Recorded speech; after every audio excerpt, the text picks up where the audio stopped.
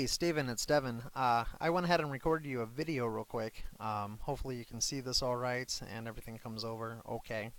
But I was going to hold off on a couple of days, and then I realized that my FortiGates are about to expire in my little trial demo here that I spun up for a class a couple of weeks ago. So I'm like, you know what? I better just show them. So anyways, I just happen to have this topology already built, and this is in GNS3, and these are using free FortiGates. So just remember, when you drop and drag them from GNS3, you have 15 days, and it literally expires in 2 hours. So I gotta hurry. I'll try not to be so long-winded. But anyways, let's talk about natting real quickly. So real quick, what are we looking at here? Let me zoom in just a little bit so you can see that. I have two different sites here. One's the city of Tempe, one's the city of Phoenix, right?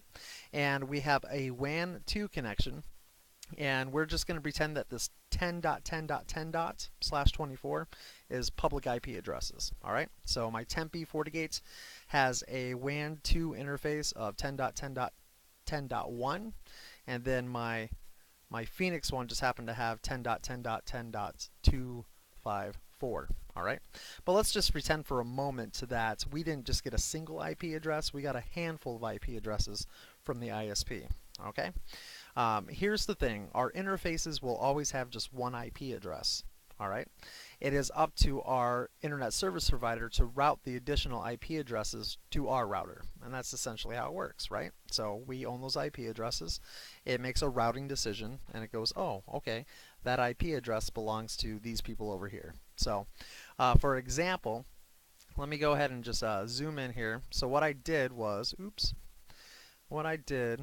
oh man, come on, was I have a bunch of web servers here, and they have internal addresses of 192.168.1.5, 6, and 7. Well, obviously that's not routable out on the internet, so we have to do virtual IP addresses. So there's a couple of different ways we could do this. We could map each one of these IP addresses individually, right? Or we could do a virtual server. And a virtual server just simply means that it's going to do some form of load balancing when it hits the interface. All right. Now, these are supposed to be identical in theory. Web servers aren't supposed to have different content, right? But just to kind of show you how that works,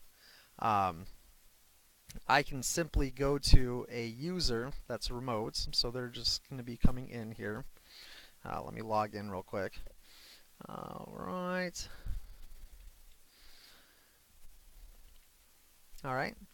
And then if they hit 10.10.5, it should just round robin that web server. And that's what we want, right? So there's web server 2.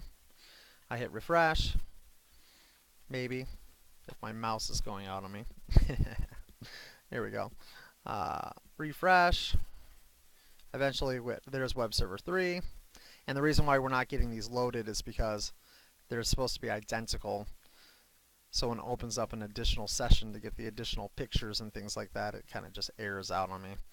But it's working. That's the bottom line. It is working. There's server 1. All right. So how did I actually configure this? Well, let's go to our Tempe FortiGate and take a look. So, all right. So let me log into my FortiGates in Tempe, and that's what I'm doing right here. Admin. There we go.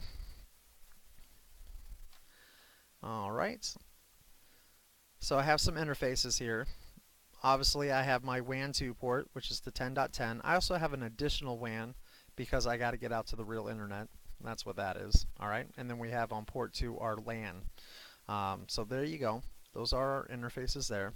And when I go to policy and objects, I have my, let's see here, my virtual servers. All right.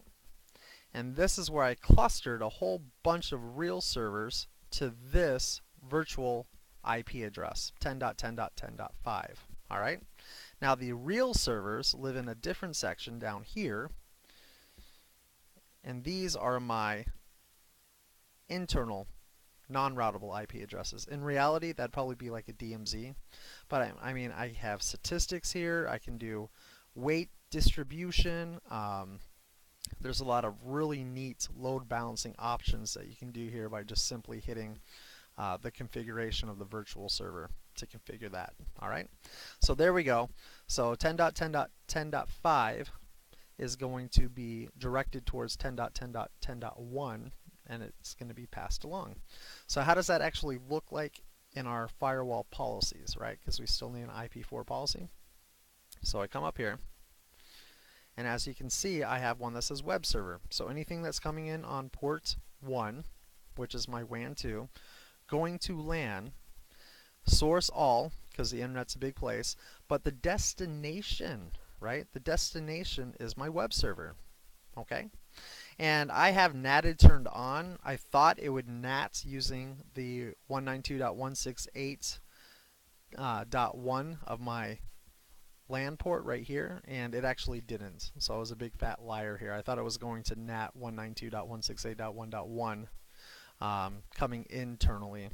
You'd have to use a central NAT table for that. So it's not a big deal if that's turned on or off. Alright. And also what I ended up doing was logging all sessions here so we can see what's happening. Okay. So as you can see, that's how we point it internally. Alright. This right here I found out actually does not matter. Just to show you, I can turn NAT and disable it and it'll still work just fine. Alright, because it's this guy right here, the VIP, that's pointing to 10.10.10.5. It's essentially like giving 2 IP addresses on your WAN 2 port.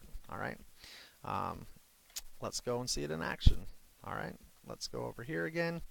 I'm just going to generate some traffic once again, just to show you, even though NAT is turned off, it's really that VIP of that virtual IP address that's doing the NATing. It's not anything with the firewall policy. Alright? Yay! Alright, let's go take a look at our log files. Okay? So I come over here. I got to go back into my Tempe FortiGate, right? And now I'm going to come down to monitor. Okay, monitor. And I go to my logs. Where's my... Actually, it's under... Why did they do that? They're like, we're going to put everything in monitor except for the forwarding traffic one. Alright, here we go. Alright, so as you can see, even though the NAT essentially is flipped off in the firewall policy, because it's inbound, it's coming from the WAN, it doesn't matter. As you can see here, the source IP address is 10.10.10.254 because that's the NATed one over on the Phoenix side. That's the NAT option there. And the destination is my 10.10.10.5, which is a public IP address that I own. Nowhere on there does it say 10.10.10.1, which is the real interface of my WAN port there. Alright, so that's how the virtual server goes. Now, just because there's a virtual server does not mean you can't do one-to-one mapping. Okay? For example here, I have a single server that I want to call out. Let's say 192.168.1.5, right?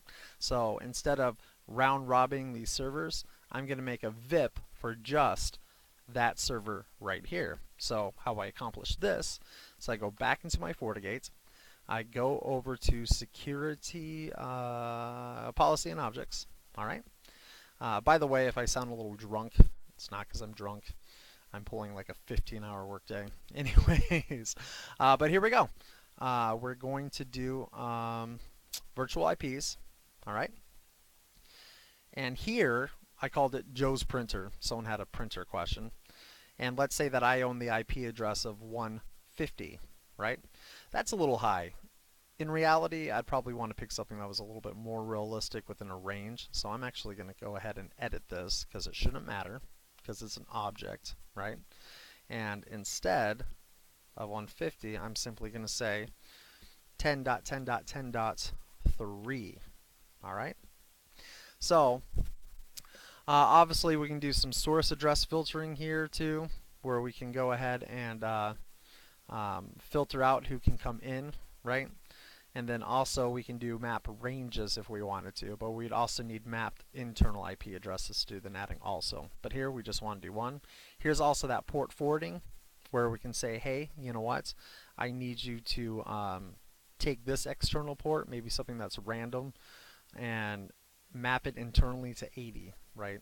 to get to a web server, or maybe 21 to get into an FTP server of the same host there. So there's just a couple of options there when you have one-to-ones. All right, so I hit OK, and I just changed that IP address, right? Let's see if it actually works though. So without doing anything else, because I already have the firewall policy, if I come over to this user here and I type in a 3, it should go to the first server like every time. See? Pretty cool, huh? So you're dealing with getting new IP addresses. You should just be able to change it from the VIP, from the virtual IP address, and it should work. And no matter how many times I hit refresh, it's only pointing to 192.168.1.5. All right? And the reason why that all worked with a single IP address change is because, once again, if we come back over here and we actually look at the firewall policy accepting that traffic, all right? Okay, here we go. There it is, single server matching Joe's printer. It's an object, so I changed it. I changed the object's IP address, and everything else just simply fell into place.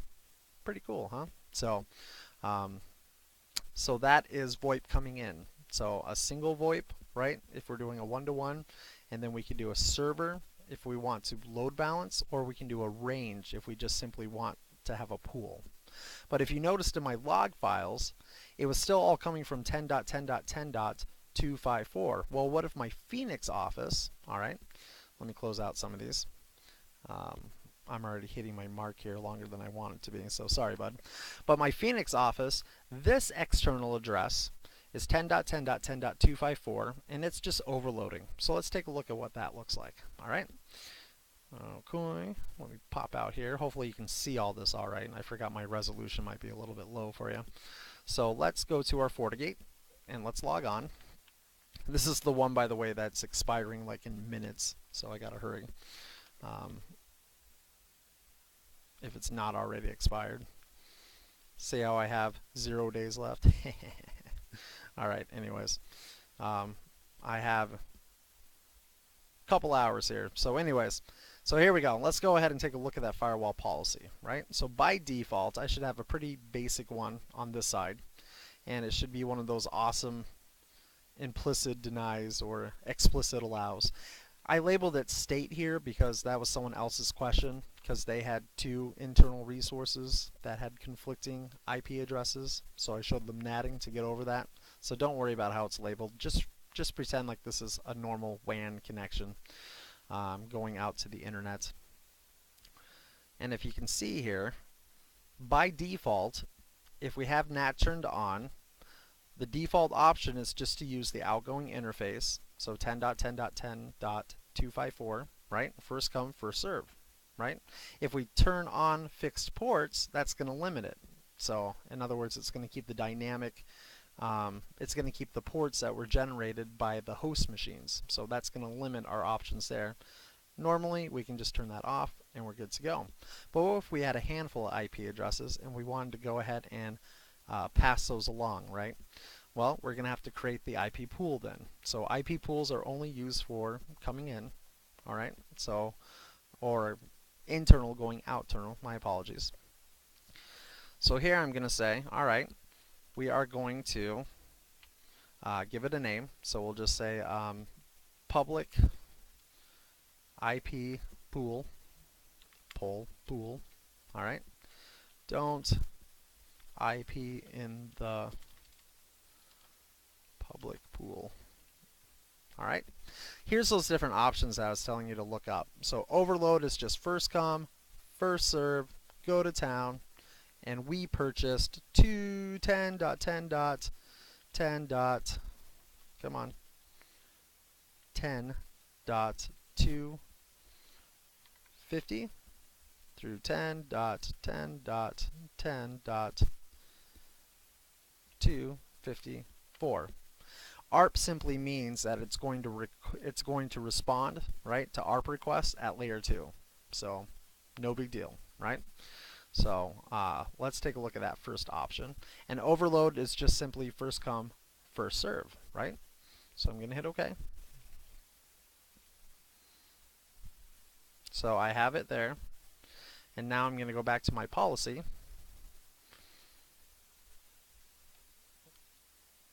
I'm going to go to my Tempe resource.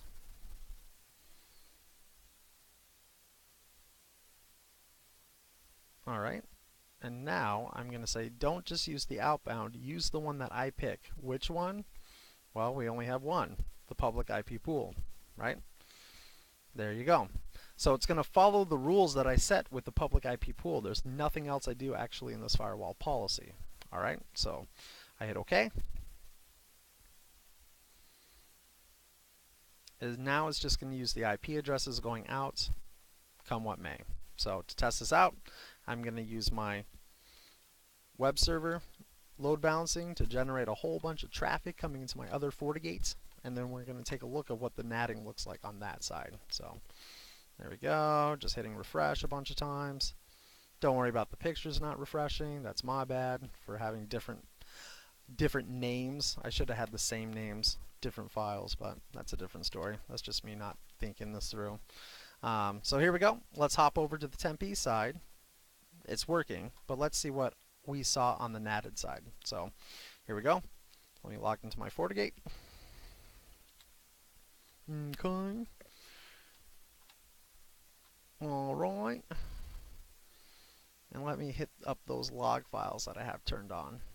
So login reports, forwarding traffic log. So as you can see, it's still using 10.10.10.254. Well, that's fine, right? It was first come, first serve. It probably already saw it in the session table. So, but if it filled up, right, it would spill over to the next one, or if there was another port that was available, it would use the next one. Let me actually try to force it to use something other than the default, though. So I'm going to go and change that to 253. Just to see if it's working. All right, so let me close that out. And I'm going to go back over here to the Phoenix side, right? And I'm going to change that IP pool